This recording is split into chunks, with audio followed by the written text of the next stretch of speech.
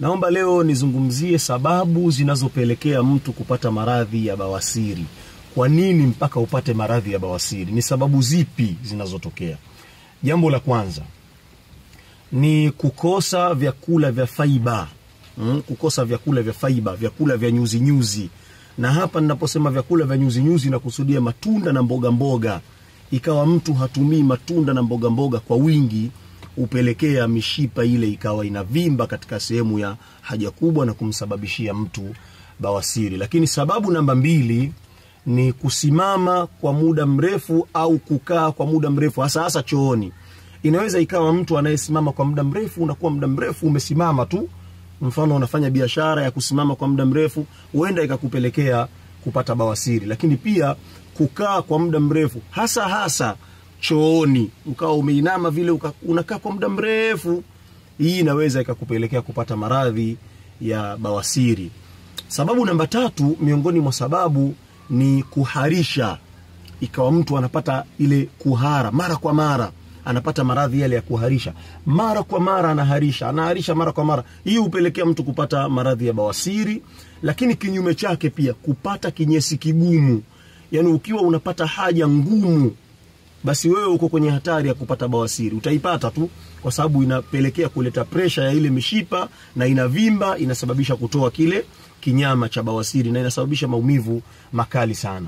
Lakini pia miongoni mwa sababu za mtu akaumwa maradhi ya bawasiri ni ujauzito na pia kujifungua. Haya yote mawili, mimba hupelekea pressure kwenye ile mishipa ya sehemu ya haja kubwa, lakini pia wakati wa kujifungua pale mtu anaweza akasababisha mishipa ile kupata itilafu, kuvimba na kutoa kile kinyama au kuleta maumivu makali, na mtu akawa ameingia katika maradhi haya ya bawasiri.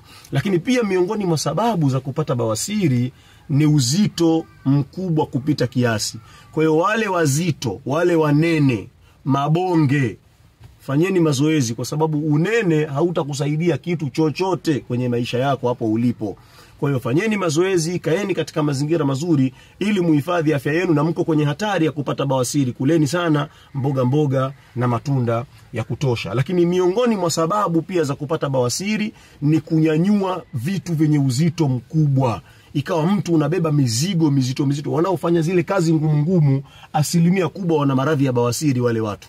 Kwa sababu kunyanyua vitu vizito upeleka uzito mgongoni na hatimaye kusababisha ile sehemu kuwa na maradhi. Kadhalika pia wale wapiga gym, wazee wa kunyanyua vifua, wengi wao wale wana maradhi ya bawasiri kwa sababu ya kunyanyua vile vitu pengine bila kufuata utaratibu au bila kufuata vyakula vile na mpangilio wake, na bila kuanza step by step. Yani kuna vile vya kuanzia mpaka unapofikia. Usipofuata masharti unapata bawasiri. Lakini pia miongoni mwa sababu za kupata bawasiri ni kuingiliwa kinyume cha maumbile. Asilimia 89-90 wale wanaofanya kitendo cha kaumu Luthi, watu wa Sodoma na Gomora, wale watu wana matatizo ya bawasiri. Waje wapate tiba, waondokane na tatizo hilo. Of course msisahau kwamba hili tatizo lina matibabu yake, na ni matibabu ambayo ni rahisi, alhamdulillah rabbil alamin. Mtu anapona kabisa na kumaliza changamoto ya bawasiri. Lakini hizo ndio sababu za bawasiri. Kwa hiyo ukiziepuka sababu hizo kwa idhni ya Mwenyezi Mungu, utakuwa pia umeepuka tatizo la bawasiri. Mimi hapa ni Dr. Sangwa, ni mtaalamu wa tiba asilia. Niko hapa kwa ajili ya kuwasikilizeni, kwa ajili ya kuwashauri, kwa ajili ya kuwasaidieni. Msisahau kwamba kila maradhi ambayo tunayapitia sisi binadamu lazima yana tiba yake.